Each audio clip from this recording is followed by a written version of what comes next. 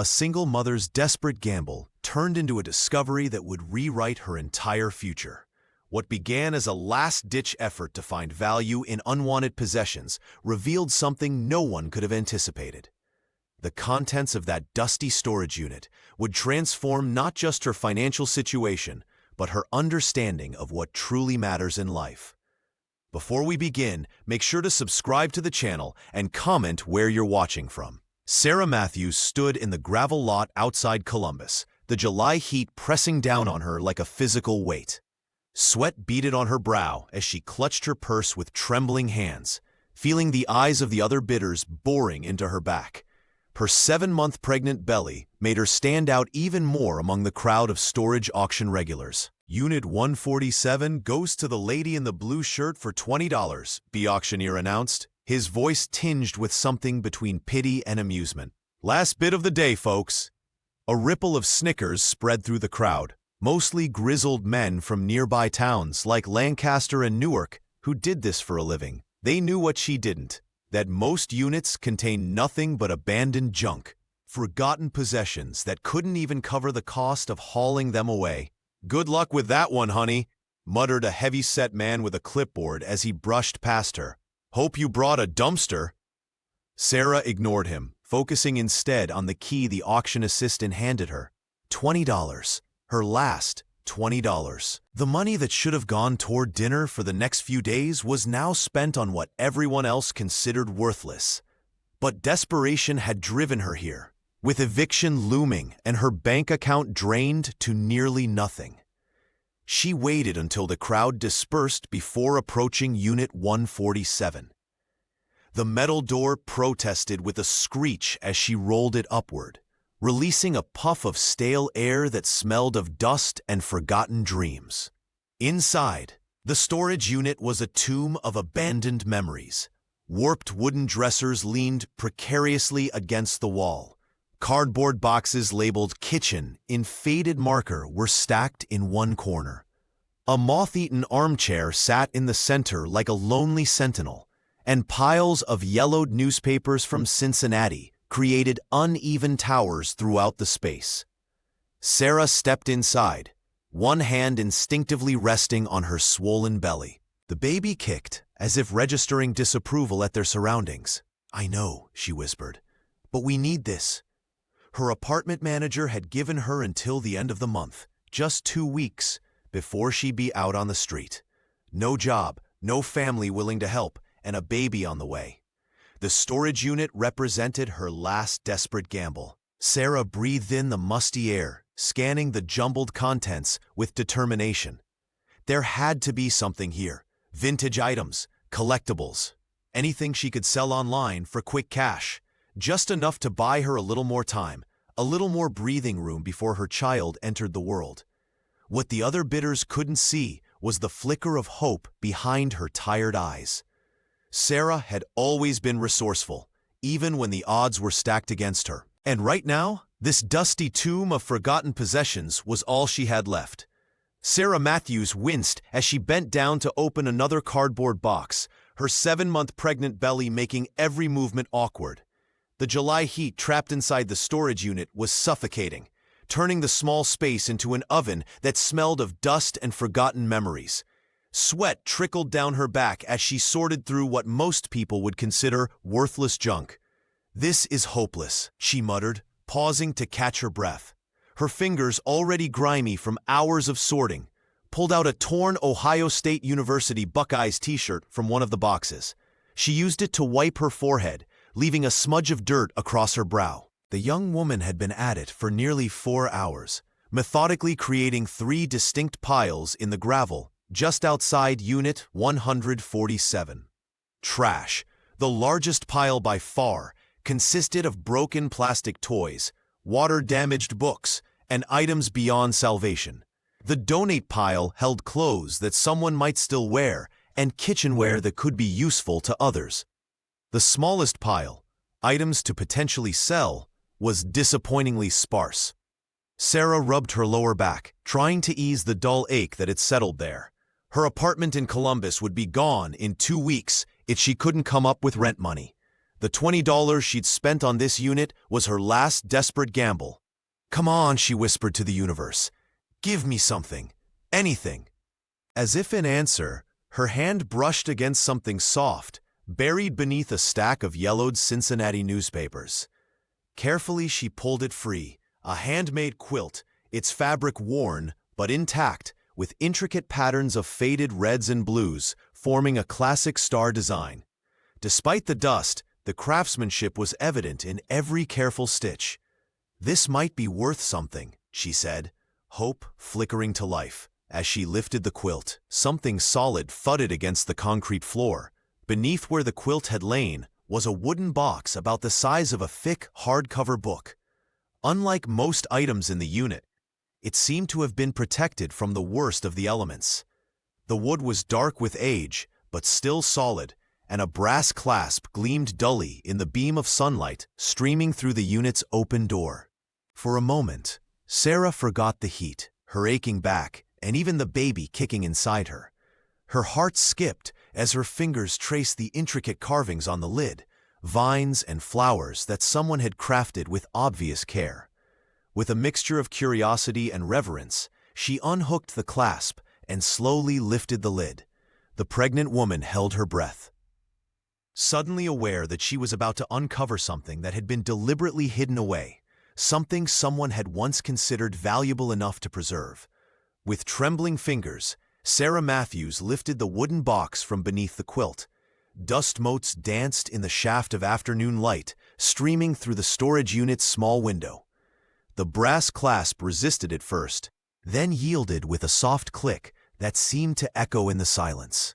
Inside, nestled against faded velvet lining, lay a collection of letters bound with a simple green ribbon, their edges yellowed with age.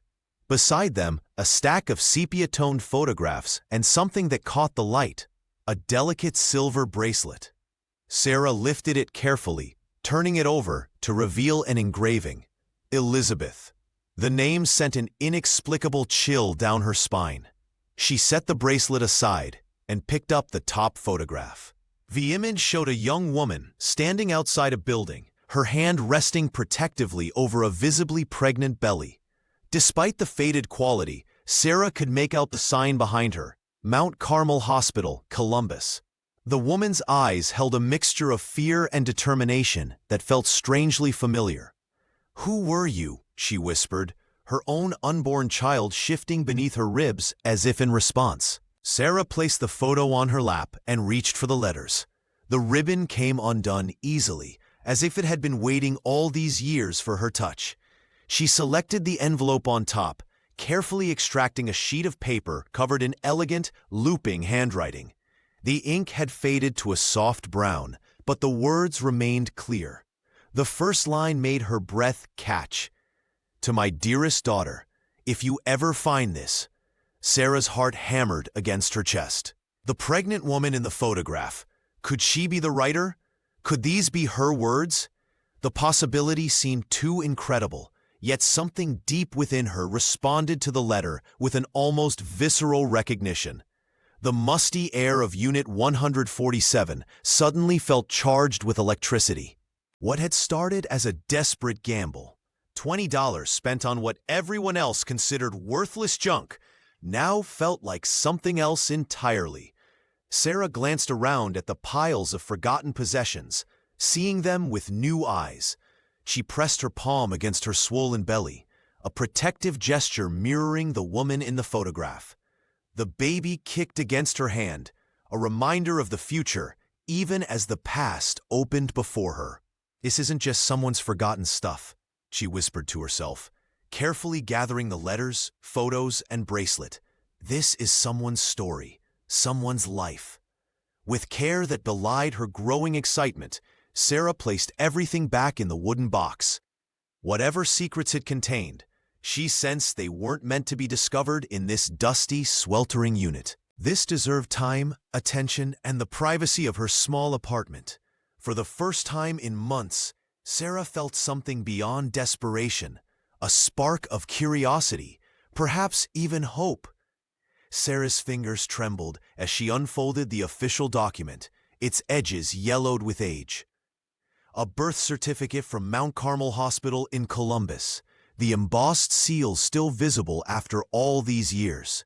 Her breath caught as she read the date. Exactly 28 years ago, matching her own birthday to the day. The mother's name was printed in faded blue ink, Elizabeth Collins. The baby was listed simply as female infant Collins.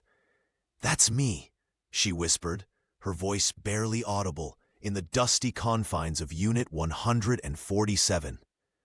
Sarah Matthews pressed her hand against her swollen belly, feeling her own child shift beneath her touch.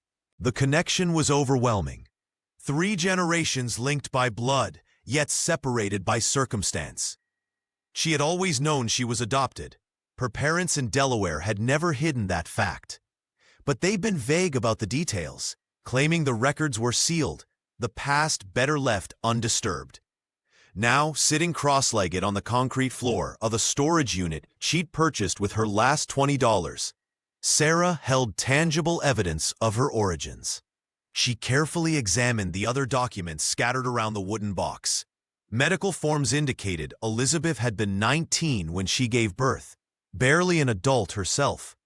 There was a discharge paper signed by a Dr. Mercer, noting that both mother and infant were in good health.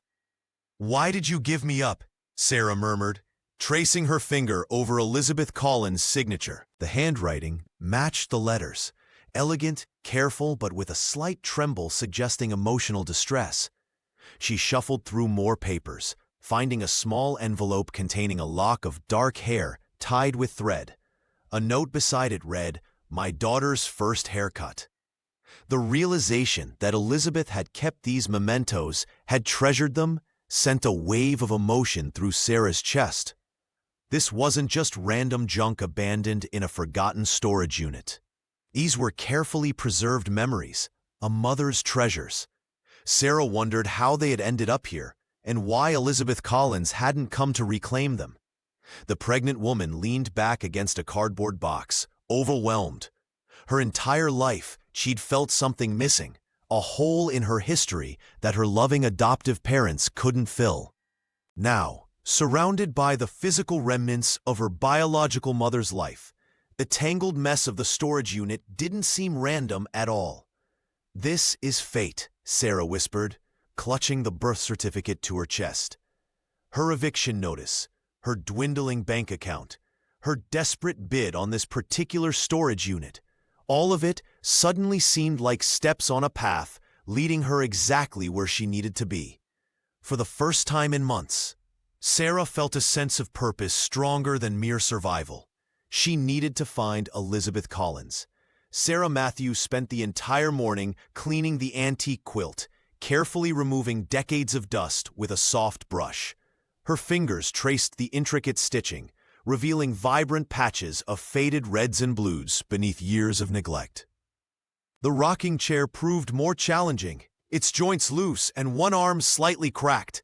But after 3 hours of gentle scrubbing and tightening, it looked remarkably restored. $200, she whispered hopefully, snapping photos with her phone. "Maybe $250 if I'm lucky." With her electricity notice showing a bright red final warning and her refrigerator nearly empty, Sarah needed every penny she could get. She posted the items online, describing the quilt as handmade vintage Americana and the chair as authentic mid-century rocking chair with character. Within hours, her phone pinged with inquiries. By evening, a message from Harmon Antiques caught her attention. "I'd like to see both pieces tomorrow. Can offer $300 cash for the pair if condition is as shown." Sarah's hands trembled as she read the message. $300. It was more than she dared hope for, enough to keep the lights on and fill her pantry for at least a week. The next morning, she met Mr. Harmon outside her apartment building. The antique dealer, a thin man with wire-rimmed glasses and meticulous hands, examined each item carefully. "The quilt shows Appalachian influence," he noted, turning it over. "Likely Ohio-made, 1930s or 40s. The chair is older than you described. Early 20th century, not mid-century." Sarah held her breath, certain he would reduce his offer after this assessment. Instead, he reached for his wallet. 300 as agreed, he said, counting out crisp bills. If you find more pieces like these, call me first. That afternoon, Sarah paid her overdue electric bill at the payment center and filled her shopping cart with essentials at the grocery store. For the first time since receiving her eviction notice, she allowed herself to breathe. The weight pressing on her chest eased slightly as she stored away canned goods and fresh produce. Sitting at her kitchen table that evening, one hand resting on her swollen belly, she made a list of the remaining items from Unit 147. The old dresser might fetch something if she could repair the broken drawer. The box of vintage magazines from Cincinnati might interest collectors. Even the brass lamp with its tattered shade had potential. We might make it after all, she whispered to her unborn child, just a little longer. As she sipped her tea, Sarah found herself wondering about Elizabeth Collins and the life she had led. Had she also faced desperate times? Had she too sold precious things to survive? The connection felt tangible now, a thread stretching across decades, linking their struggles and hopes. The dim light of Sarah Matthews' bedside lamp cast long shadows across her small apartment as the clock on her nightstand ticked past midnight. Her swollen feet propped on a pillow, she carefully untied the green ribbon binding the stack of letters. The paper felt delicate beneath her fingertips, yellowed with age and heavy with unspoken history. "My darling girl," began the first letter, dated September 1995. Elizabeth Collins' handwriting was elegant yet hurried, as if the words couldn't flow fast enough. "Today you would be 17. I wonder if you're preparing for college, if you've fallen in love, if you're happy." Sarah's throat tightened as she moved through the collection chronologically. Each envelope contained pieces of a shattered life. A young woman from a respected Columbus family, sent away to a special home in Cincinnati when her pregnancy began to show. Elizabeth described the shame in her father's eyes. David Mitchell's academic reputation at stake in their conservative community. "They told me it was for the best," one letter read, "that you would have opportunities I couldn't provide.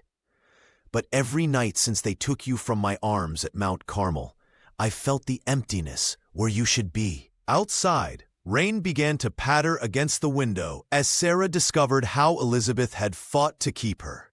Begging her parents, considering running away, even approaching women's advocacy groups in Columbus. But in 1970s Ohio, an unmarried pregnant girl had few options and fewer allies. "Your grandfather insisted on a closed adoption," Elizabeth wrote. "He arranged everything through the university's connections. I wasn't even allowed to name you." Sarah paused, pressing her palm against her own unborn child.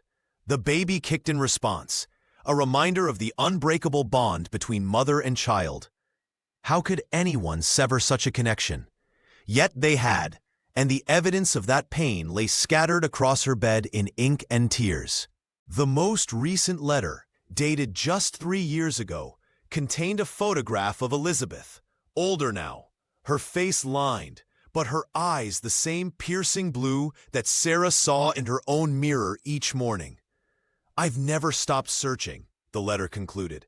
"I've never stopped hoping that somehow these words might find you." Sarah set the letters aside, her hands trembling. Everything she thought she knew about herself, being Sarah Matthews from Delaware, Ohio, daughter of James and Margaret, now seemed like only half the story. The other half belonged to a woman who had never stopped loving her, never stopped writing to a child she wasn't allowed to keep. She touched the silver bracelet engraved with Elizabeth, feeling as though she was balancing on a precipice between two lives, the one she had lived and the one that might have been. Tomorrow would bring more questions, more discoveries, but tonight, Sarah simply let herself absorb the truth that she had always been wanted. Sarah Matthews leaned against her Chevy Malibu, catching her breath as sweat trickled down her back. Her 7-month pregnant belly made each trip from the storage unit to her car increasingly difficult. She had managed to sort through several boxes, but the heavier items remained untouched, mocking her limited strength. "Need some help there, young lady?" The voice startled her. Mr. Jenkins, the elderly man from apartment 3B, stood watching her with concern in his weathered face. His silver hair caught the afternoon sunlight as he approached, walking stick in hand. "I'm fine, really," Sarah insisted, though her trembling arms betrayed her exhaustion. Mr. Jenkins chuckled. "My eyes may be failing, but I can still recognize someone who could use an extra pair of hands." He peered into her car, noticing the assortment of items she'd managed to salvage. "Quite the treasure hunt you've got going." Sarah smiled despite herself. She'd barely spoken to her neighbor before, exchanging only brief nods in the hallway of their apartment building. "I bought this unit hoping to find something valuable. So far, it's mostly junk." "One person's junk is another's treasure," Mr. Jenkins replied, his eyes lighting up as he spotted a cardboard box in her back seat. "Are those vinyl records?" Sarah nodded. "Found them under some newspapers. Probably worthless." "I wouldn't be so sure," he said, carefully lifting one from the box. "I've been collecting since before you were born." His fingers traced the album cover with reverence. "Tell you what, I'll help you load the heavier items if I can look through these records first." For the next 3 hours, Mr. Jenkins worked alongside Sarah, moving furniture and boxes with surprising strength for his age. He shared stories of Columbus in the 60s, occasionally pausing to examine a curious item from the unit. His knowledge of antiques proved invaluable as he identified several pieces worth more than Sarah had realized. By sunset, they had cleared nearly half the unit. Sarah felt a weight lift from her shoulders, not just from the physical labor saved, but from the unexpected companionship.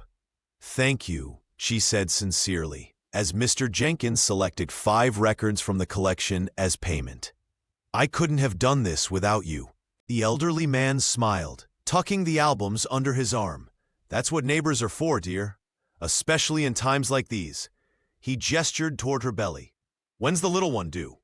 2 months, Sarah replied, instinctively placing a hand on her stomach. "Well then," he said, "I'll be back tomorrow. We've got more work to do before that baby arrives."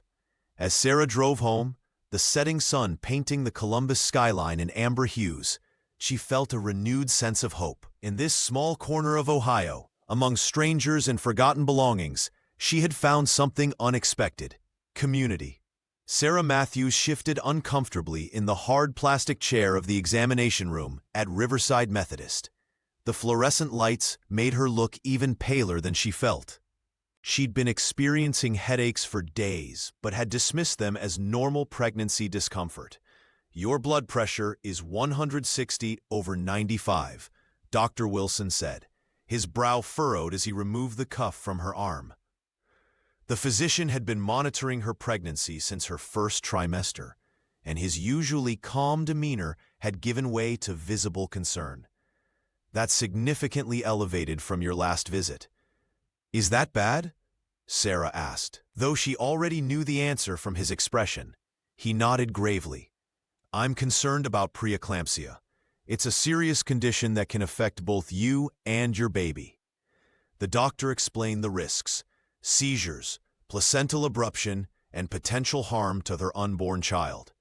Each word felt like a weight pressing against her chest. "Starting today, I'm ordering partial bed rest," he continued, scribbling on his prescription pad. "Limited standing, no heavy lifting, and absolutely no strenuous activity." Sarah's heart sank. The storage unit flashed through her mind. Boxes still piled high, furniture waiting to be sorted, and potential income from sales now beyond her reach. "But doctor, I need to," she began, but he cut her off with a gentle yet firm shake of his head. "This isn't negotiable, Sarah. We need to protect both of you." He handed her a pamphlet on preeclampsia. "I want to see you twice weekly now. Any severe headaches, vision changes, or swelling in your face or hands, you call immediately." On the drive home in her battered Chevy, Tears streamed down her face. The vehicle's broken air conditioning offered no relief from the Ohio summer heat. Much like her circumstances offered no easy solution to this new obstacle. The letters from Elizabeth, her newfound connection to a past she never knew, now sat in a wooden box she couldn't retrieve without help. Back at her apartment, Sarah slumped onto her couch, the pamphlet crumpled in her hand. Her phone buzzed. Mr. Jenkins checking if she needed anything from the grocery store. The elderly neighbor had become a surprising ally in recent days. Sarah hesitated before typing a response. Asking for help had never come naturally to her. Growing up in the Matthews household in Delaware, Ohio, had taught her self-reliance above all else. But now, with her health and her baby's well-being at stake, pride seemed a luxury she couldn't afford. Actually, she typed, "I could use some help with the storage unit if you're free this weekend." She pressed send and laid a protective hand over her swollen belly. "We'll figure this out," she whispered to her unborn child. "Somehow, we always do." Sarah sat on the edge of her bed, staring at her phone for 20 minutes before finally dialing the number. Her Aunt Catherine had always been the family rebel, the one who moved away from Delaware to Dayton after a massive falling out with Sarah's adoptive mother nearly a decade ago. They hadn't spoken since the funeral 2 years back, where Catherine had tried to approach Sarah but was quickly ushered away by other relatives. "Hello?" Catherine's voice sounded exactly the same, warm but cautious. "Aunt Catherine, it's Sarah. Sarah Matthews." Her hand trembled slightly as she clutched Elizabeth's silver bracelet. "Sarah? My goodness, is everything okay? You're pregnant, right? Your cousin mentioned—" "7 months," Sarah interrupted, her free hand instinctively moving to her belly. "But that's not why I'm calling. I found something about where I came from." The silence on the other end stretched for several seconds. "I always wondered if this day would come," Catherine finally said, her voice barely above a whisper. "What did you find?" Sarah explained about the storage unit, the letters, and the birth certificate. As she spoke, she could hear Catherine's breathing change. "So you know about the Collins family now," Catherine said. It wasn't a question. "You knew?" Sarah felt a surge of anger. "All this time, you knew who my birth mother was?" "Not exactly. I knew your mother, Jean, adopted you from Mount Carmel. I knew the birth mother's last name was Collins because I drove Jean to sign the final paperwork." Catherine sighed deeply. "Your parents wanted a clean break. No complications. No birth family showing up later. They thought it would be cleaner that way." Sarah wiped away tears with the back of her hand. "Why didn't anyone ever tell me?" "Jean was afraid of losing you," Catherine said simply. "After 3 miscarriages, you were her miracle. She thought if you knew you were adopted, you might want your real mother instead." "She was my real mother," Sarah said automatically, though the words felt strange in her mouth. "I have something," Catherine said after a pause. "A photograph I kept. Jean wanted all traces destroyed, but I couldn't do it. It shows the Collins family, Elizabeth and her parents, at some church function. Elizabeth was about 16 then." Sarah's heart raced. "You'd send it to me?" "I'll do better than that. I can bring it this weekend, if you'd like. I've wanted to reconnect for years, Sarah. Maybe this is our chance." As Sarah hung up, she felt both lighter and heavier. The truth was finally emerging from decades of silence. But with it came the realization that her entire family history had been built on carefully constructed lies. With the birth certificate and Elizabeth's letters spread across her kitchen table, Sarah Matthews began her search. Despite her doctor's orders to rest, she couldn't stop herself from hunting for any trace of her birth mother. Her laptop balanced precariously on her swollen belly as she typed Elizabeth Collins, Ohio into every search engine and social media platform she could think of. "Nothing," she muttered, rubbing her temples. The name was too common, yielding thousands of results, but none that matched the woman from the photographs. Sarah tried narrowing her search with keywords like Columbus and Mount Carmel Hospital, but the digital trail remained frustratingly cold. On her 3rd day of searching, while flipping through more items from the storage unit, Sarah discovered a yellowed alumni newsletter from Ohio State University, dated 1994. Her heart raced as she spotted a small photo caption. Elizabeth Collins, class of '78, with longtime friend Ruth Anderson at homecoming. The image showed two smiling women with their arms around each other, and Sarah immediately recognized Elizabeth from the other photographs. Ruth Anderson, Sarah whispered, writing down the name. This was her first real lead. After another hour of targeted searching, she found that a Ruth Anderson had retired from Columbus City Schools 5 years ago and now lived in Worthington, just north of the city. Sarah hesitated before composing her letter. What if Ruth didn't want to get involved? What if Elizabeth had sworn her to secrecy? But desperation pushed her forward. She carefully drafted her message, explaining who she was and what she'd discovered in the storage unit.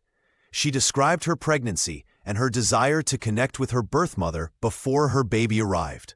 "I'm not looking to disrupt anyone's life," she wrote, her pen pausing between sentences. "But I've spent my whole life wondering where I came from. Now that I'm about to become a mother myself, these questions feel more important than ever." Sarah enclosed a photocopy of the birth certificate and one of the photographs of Elizabeth. She added her phone number and email address, then sealed the envelope before she could change her mind. The next morning, she drove to the post office and sent the letter with delivery confirmation. As she returned to her apartment, Sarah felt both lighter and more anxious. She placed her hand on her belly, feeling her daughter kick. "We've done what we can," she told her unborn child. "Now we wait." Each day that passed without a response stretched Sarah's nerves thinner. She checked her mailbox and phone obsessively, hoping that Ruth Anderson would be willing to connect the broken pieces of her past. The waiting was excruciating, but for the first time in months, Sarah felt something she'd almost forgotten: hope. Sarah's phone rang on a Wednesday afternoon as she folded tiny onesies on her bed. The unfamiliar number made her hesitate, but something told her to answer. "Hello, is this Sarah Matthews?" The elderly voice on the other end trembled slightly. "Yes, this is Sarah," she replied, lowering herself carefully onto the edge of the mattress. "My name is Ruth Anderson. I received your letter about Elizabeth Collins." The woman paused, her breathing audible through the connection. "I've been waiting for this call for almost 30 years. Sarah's hand instinctively moved to her belly as the baby kicked. "You knew her? You knew Elizabeth?" "Knew her? Oh, honey, I've known Elizabeth since we were girls at Ohio State. We shared everything, our dreams, our heartbreaks." Ruth's voice cracked. "I was there when they took you away from her. She cried for weeks." The revelation hit Sarah like a physical blow. This wasn't just a lead. This was someone who had witnessed her birth mother's pain firsthand. "Elizabeth never stopped looking for you," Ruth continued. "Every birthday, every Christmas, she would light a candle and wonder where you were, if you were happy, if you were loved." Tears streamed down Sarah's face. Is Elizabeth still alive?" A long pause followed. "Yes, she's alive, but I need to prepare you. Elizabeth has stage 4 ovarian cancer. She's at Cleveland Clinic receiving treatment." Ruth's voice softened. "The doctors give her months, not years." Sarah closed her eyes, absorbing the cruel irony. To find her birth mother only to lose her again seemed unbearably unfair. "Would you like to meet her?" Ruth asked gently. "I know it would mean everything to Elizabeth. She's kept your hospital bracelet all these years, the one they put on your tiny wrist before they took you away." "Yes," Sarah whispered without hesitation. "Yes, I need to see her." "I'll arrange everything," Ruth promised. "Elizabeth has good days and bad days with the treatments. I'll find the right time." After they hung up, Sarah sat motionless on her bed, surrounded by baby clothes.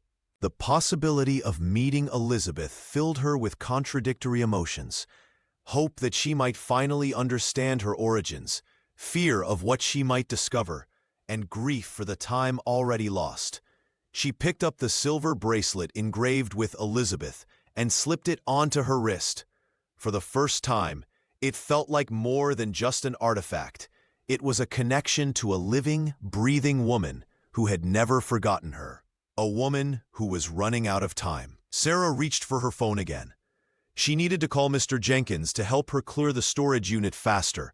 Every box might contain another clue, another thread connecting her to Elizabeth. And now, there was no time to waste. Ruth Anderson insisted that Sarah take the next step in confirming her biological connection. "DNA doesn't lie, dear," she said during their last phone call. "David Mitchell still teaches part-time at Ohio University in Athens. He's Elizabeth's father, and possibly yours too." With trembling hands, Sarah ordered the DNA test online, her limited funds stretched even thinner. When the kit arrived 3 days later, she packaged a sample and sent a carefully worded letter to the address Ruth had provided. The emeritus history professor might not welcome this disruption to his orderly academic life, but Sarah needed answers more than comfort. The waiting was excruciating. Sarah spent her days confined mostly to bed rest, Dr. Wilson's warnings about preeclampsia echoing in her mind. Her small apartment felt more claustrophobic by the day, the walls closing in as her due date approached. She passed the time sorting through Elizabeth's letters, each one revealing more about the young woman who had been forced to give up her baby in 1970s Ohio.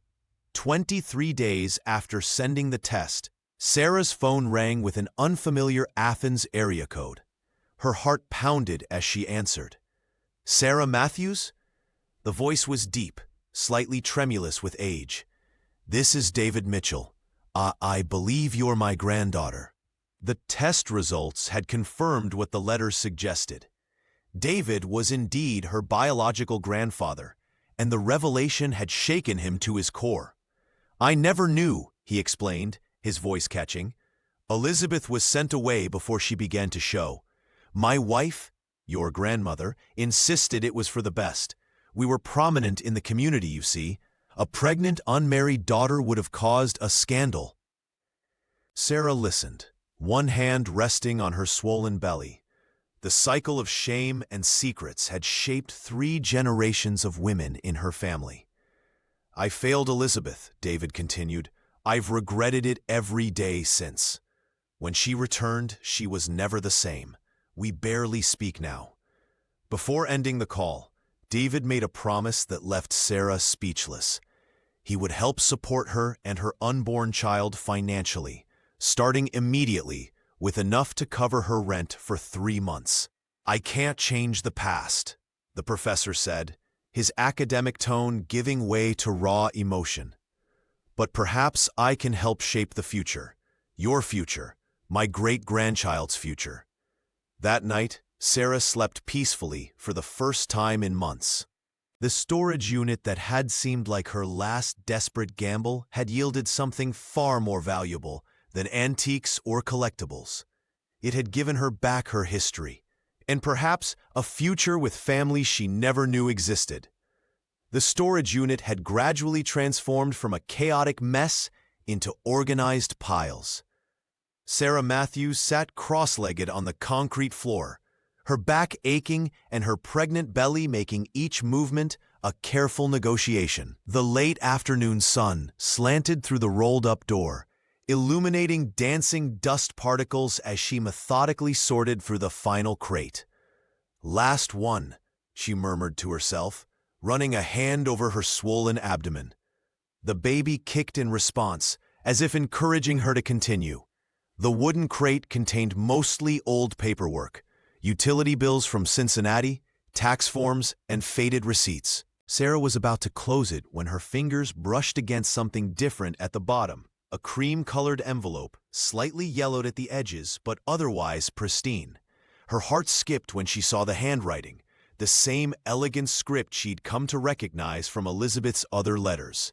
The envelope was addressed simply, "To Sarah, if you ever find me." Her hands trembled as she carefully opened it, taking care not to tear the delicate paper. Inside was a letter dated just 5 years ago, long after Elizabeth must have given up hope of finding her daughter. "My dearest Sarah," it began, "if you're reading this, then somehow, against all odds, my belongings have found their way to you. I've written you 1,000 letters in my mind over the years, but this one I'm sealing away with the small hope that someday it might reach you." Tears welled in Sarah's eyes as she continued reading. Elizabeth described the circumstances of her pregnancy. Young and alone in Columbus, pressured by family to give up her baby. She wrote of the brief moments she'd held Sarah after birth at Mount Carmel Hospital, before the nurses took her away. "Not a day has passed that I haven't thought of you," Elizabeth wrote. "I've looked for your face in every crowd, wondered if you were happy, if you were loved as you deserved to be. I hope you can forgive me for not being strong enough to keep you, though I've never stopped searching." The letter ended with a plea. "If fate has somehow brought this letter to you, know that my heart has always been with you. I would give anything for the chance to see you, to hold you just once more." Sarah pressed the letter to her chest, tears streaming down her face. All these years, she'd imagined her birth mother as someone who had simply moved on, who had forgotten the baby she'd given away. Instead, Elizabeth had carried the same wound, the same longing that had shaped Sarah's own life. "I forgive you," she whispered to the empty unit, though Elizabeth wasn't there to hear it. But perhaps soon she would be able to say those words in person.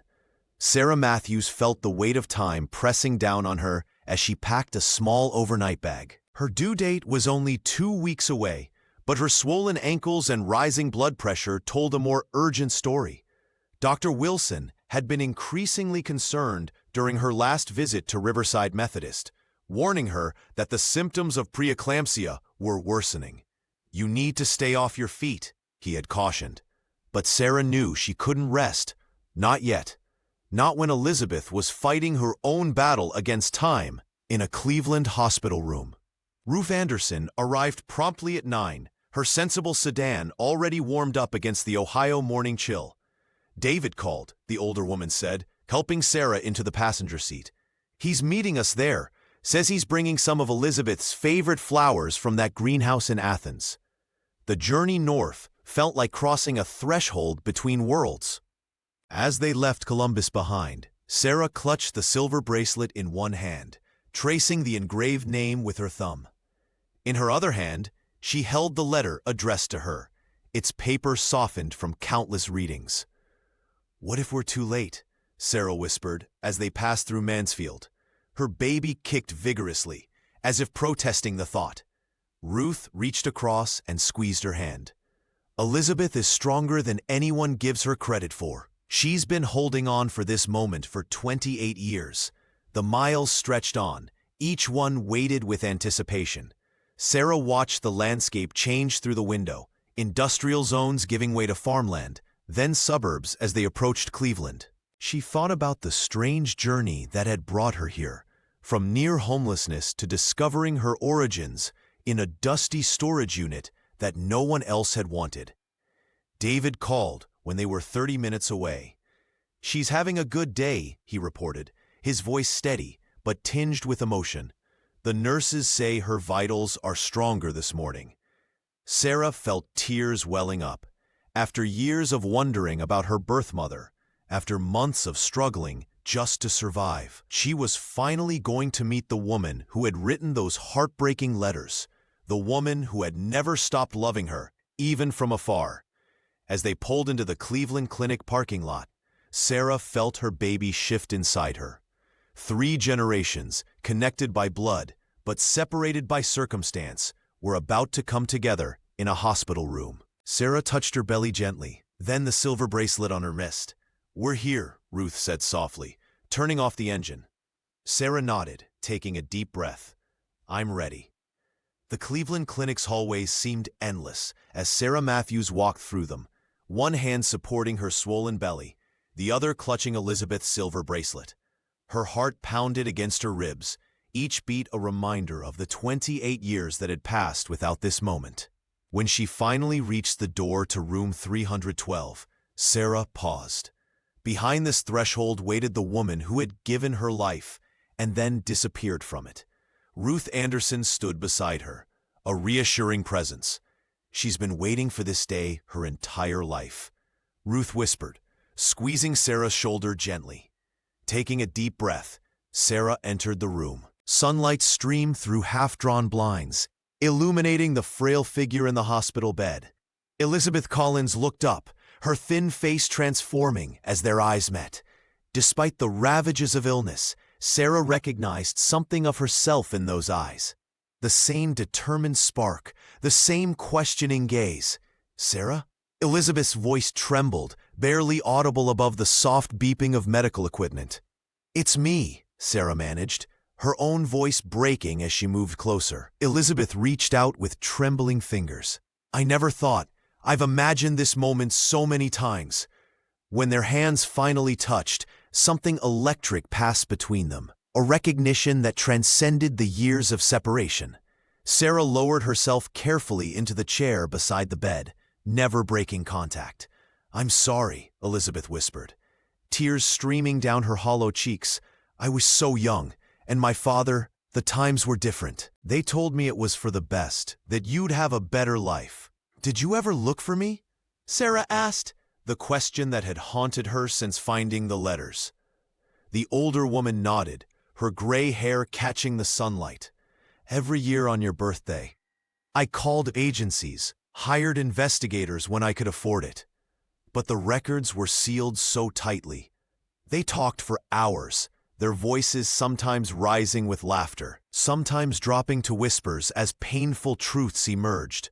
Elizabeth explained how her own father had arranged the adoption, how she'd been sent away to avoid scandal in their small Ohio community, how she'd returned to find her baby already gone. "I kept everything I could," she said, "every little thing that might someday connect us. I never stopped hoping." As afternoon light warmed the sterile room, Sarah placed Elizabeth's hand on her belly, where her own daughter kicked vigorously. "She knows," Sarah said softly. "She knows who you are." Elizabeth's smile transformed her tired face. "Forgiveness was more than I dared hope for." "We can't change the past," Sarah replied, "but we have now. We have tomorrow." In that quiet hospital room, 3 generations were present.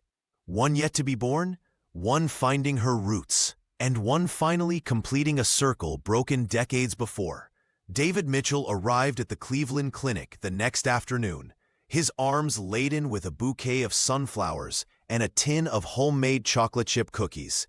The emeritus history professor's eyes crinkled with emotion as he entered the hospital room where his daughter and granddaughter sat together. "I thought you might need something sweet," he said, placing the cookies on the bedside table. The scent of vanilla and brown sugar filled the sterile space, transforming it into something warmer, more familiar. Sarah watched as Elizabeth's face brightened at the sight of her father. Despite their complicated past, there was genuine affection in the way the elderly man leaned down to kiss his daughter's forehead. For the first time in her life, Sarah sat surrounded by her birth family, people whose blood ran through her veins, whose features she might recognize in her own reflection. "I can't believe we're all together," Elizabeth whispered, reaching for Sarah's hand. Her fingers were thin, but her grip was surprisingly strong. "I've dreamed of this moment for 28 years. The afternoon unfolded in a gentle rhythm of stories and shared memories." David pulled out a weathered photo album from his messenger bag, carefully turning pages that chronicled Elizabeth's childhood in Athens. Sarah leaned forward, hungry for every detail, every glimpse of the history she'd never known. "You had the same smile," Ruth observed, pointing to a photograph of Elizabeth at 16, standing proudly beside a science fair project. "That determined look. It's exactly how Sarah looks when she's focused on something." Laughter rippled through the room when David shared stories of Elizabeth's stubborn childhood adventures. Even Elizabeth joined in, her illness momentarily forgotten, as she recounted her college days with Ruth at Ohio State. "I kept everything," David admitted, showing Sarah a shoebox filled with Elizabeth's report cards, drawings, and even baby teeth. "I always hoped someday we'd be a family again." Sarah felt her baby kick as she reached for a cookie. The movement seemed like an acknowledgement, another generation making its presence known in this circle of reconciliation. As afternoon lights streamed through the hospital window, Sarah studied these people who had been strangers just weeks ago.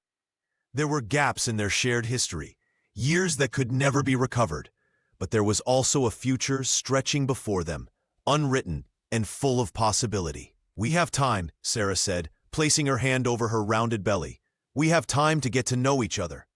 The family continued talking until evening, their voices weaving together like threads in the antique quilt Sarah had discovered. Separate strands coming together to create something whole. The contractions began in the middle of the night, 3 weeks earlier than expected.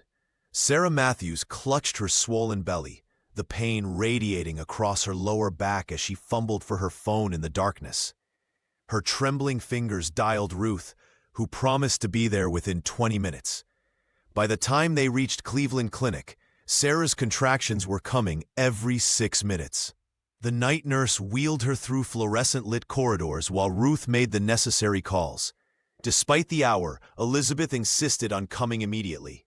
"I missed your birth," Elizabeth said, her voice weak but determined as she arrived at the hospital room. "I won't miss my granddaughter's." Sarah reached for her birth mother's hand, struck by how fragile it felt in hers. Elizabeth's illness had left her thin and pale, but her eyes shone with a fierce light that belied her physical weakness. The medical staff tried to persuade Elizabeth to wait in the family area, concerned about her compromised immune system, but she refused to leave Sarah's side. "I've waited 28 years for this moment," Elizabeth whispered, brushing damp hair from Sarah's forehead. "Nothing could keep me away." As the labor progressed, David arrived with a stuffed bear and a thermos of coffee. The history professor paced the hallway, alternating between nervous excitement and quiet reflection. This was his chance at redemption, a family reunited against all odds. The delivery room buzzed with controlled urgency. Dr. Wilson, who had monitored Sarah's high blood pressure throughout her pregnancy, directed the team with calm efficiency. Sarah gripped the bed rails, her face contorted with effort as she pushed. "You're doing beautifully," Elizabeth encouraged, dabbing Sarah's forehead with a cool cloth. "You're so much stronger than I ever was." With one final, tremendous push, Sarah's daughter entered the world at 4:17 in the morning, her indignant cries filling the room. The doctor placed the squirming, red-faced infant on Sarah's chest, and time seemed to stand still. "She's perfect," Sarah whispered, tears streaming down her face as she counted tiny fingers and toes. Elizabeth stood transfixed, one hand pressed to her mouth. 3 generations of women, once separated by circumstance and secrets, were now together in one room.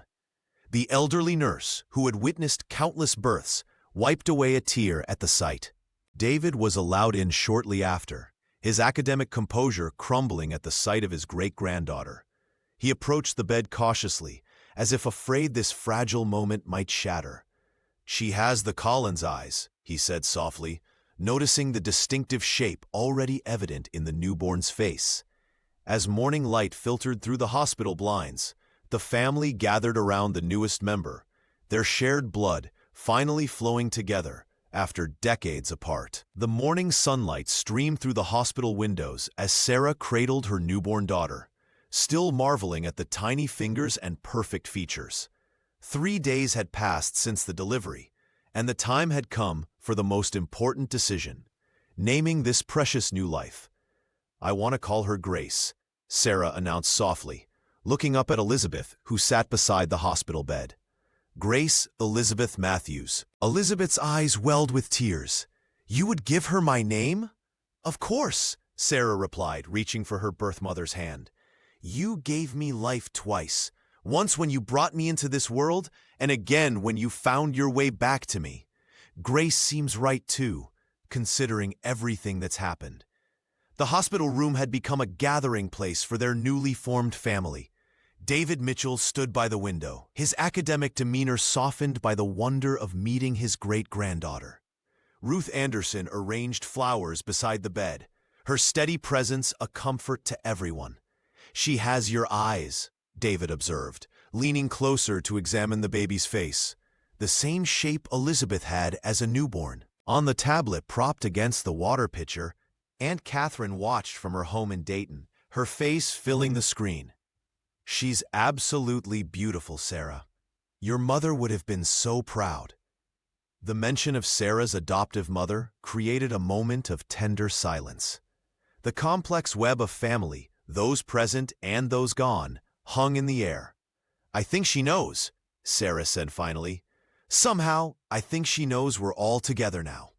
Elizabeth touched the silver bracelet on her wrist, the twin to the one found in the storage unit. "Would you like her to wear this someday, when she's older?" "I'd love that," Sarah whispered. Ruth brought over a small package wrapped in tissue paper. "I hope you don't mind, but I found this in a shop in Worthington." Inside was a delicate baby blanket, hand-stitched with tiny flowers. Something new to go with all these treasured old things. As if responding to her name being decided, baby Grace opened her eyes and let out a small cry that quickly turned to curious cooing. The sound rippled through the room, drawing smiles from everyone present. David cleared his throat, emotion making his voice rough. "To Grace Elizabeth," he said, raising an imaginary toast. "May she never know the separation that marked our past." "To Grace," they all echoed. In that moment, as the baby was passed carefully from arms to arms, the circle felt complete. What had begun in a dusty storage unit in Columbus had culminated here, in this bright room filled with love, where 3 generations of women now shared not just blood, but a future unbound by the secrets of the past. The autumn breeze carried the scent of apple blossoms as Sarah Matthews stood on the porch of her new cottage, watching Grace sleep peacefully in her arms. The small home outside Granville wasn't grand, but with its white picket fence and garden bursting with late summer flowers, it felt like a palace compared to the apartment she'd nearly been evicted from just months ago. Inside, the cottage told the story of her journey. The antique quilt from the storage unit, now draped over Grace's crib, its faded reds and blues bringing warmth to the nursery. In the corner sat the restored rocking chair, the very one Mr. Harmon had purchased and later gifted back to her when he learned the full story of her discovery. "It belongs in your family," he had insisted, refusing her attempt to repay him. David had helped with the down payment on the cottage, despite Sarah's initial reluctance. "Consider it 28 years of missed birthdays," her grandfather had said, his eyes crinkling with emotion. The emeritus professor visited weekly now, bringing history books for when Grace was older, and homemade casseroles that filled her freezer. Ruth had become a fixture as well, teaching Sarah how to tend the garden that Elizabeth had always dreamed of having. "Your mother could never keep a plant alive," Ruth would laugh, showing Sarah how to prune the rose bushes that lined the walkway. At the dining table converted to a workspace, Sarah carefully photographed vintage items for her online store. What had begun as desperate sales from the storage unit had evolved into a small but growing business. She'd developed an eye for value among the discarded, a talent for seeing worth where others saw only junk. Mr. Jenkins drove down from Columbus occasionally, bringing donations from neighbors clearing out their attics. "My finder's fee is just a cup of coffee," the elderly man would say, bouncing Grace on his knee while Sarah sorted through the treasures. Even Aunt Catherine had sent a handmade baby blanket with a note. "Family finds its way back together." On the mantel, Sarah had arranged the photographs from Elizabeth's wooden box, creating a timeline that connected past to present. The silver bracelet engraved with Elizabeth now had a companion piece, a matching one for Grace. Life remained uncertain. The business had slow weeks, and Sarah still checked her bank account with held breath. But uncertainty no longer meant fear. The cottage walls didn't just shelter her family, they contained possibility. As twilight settled over the garden, Sarah whispered to her sleeping daughter, "Sometimes the things people throw away turn out to be the most valuable of all." Every Sunday morning, Sarah Matthews drove the winding roads from Granville to Cleveland, baby Grace secured in her car seat, gurgling happily at the passing Ohio landscape. These weekly visits had become sacred, each moment with Elizabeth a precious gift against the ticking clock of her mother's illness. "Tell me again about your first job," Sarah would ask, settling Grace in Elizabeth's thin arms while arranging fresh wildflowers by the hospital bed. Elizabeth's eyes would light up as she recounted stories of working at a small bookstore near Ohio State in the 70s, her voice growing stronger with each memory shared. The cottage in Granville had become a sanctuary for their expanding family. David Mitchell visited often, bringing history books for his great-granddaughter's future library and helping Sarah restore furniture she'd salvaged from the storage unit. The wooden box with the brass clasp now sat prominently on her mantel, no longer a mystery, but a cherished family heirloom. "I never imagined finding you would lead to all this," Elizabeth whispered one afternoon, watching Grace sleep. Her fingers traced the silver bracelet, now returned to her wrist. "I spent decades wondering if you were happy, if you were loved." "I was," Sarah assured her, squeezing her hand. "And now we're making up for lost time." Ruth Anderson became a fixture in their lives too, her Sunday casseroles and practical wisdom filling gaps neither Sarah nor Elizabeth knew existed. Even Aunt Catherine had begun mending bridges, sending handmade baby clothes from Dayton with notes of reconciliation. Sarah's online antique business had flourished, specializing in items with stories like the ones she discovered in Unit 147. Each piece she sold came with a handwritten note about second chances and hidden value. Mr. Harmon from German Village had become both mentor and steady customer, introducing her to collectors across the Midwest. On Grace's first birthday, they gathered in the cottage garden. Elizabeth in her wheelchair, but smiling brighter than anyone. David proudly photographing 3 generations of women. And Ruth serving cake on plates rescued from that fateful storage unit. Mr. Jenkins from Sarah's old apartment building arrived with a hand-carved wooden toy, a reminder of kindness that had sustained her through her darkest days. "Sometimes the things people discard hold the greatest treasures," Sarah told her daughter, as she rocked her to sleep that night in the restored chair. The antique quilt, now carefully mended, wrapped them both in warmth. "Remember that, Grace. Look beyond what others can't see." What had begun as a desperate $20 gamble had transformed into an inheritance worth more than money could measure. A legacy of love, forgiveness, and the courage to dig through painful pasts to uncover beautiful futures.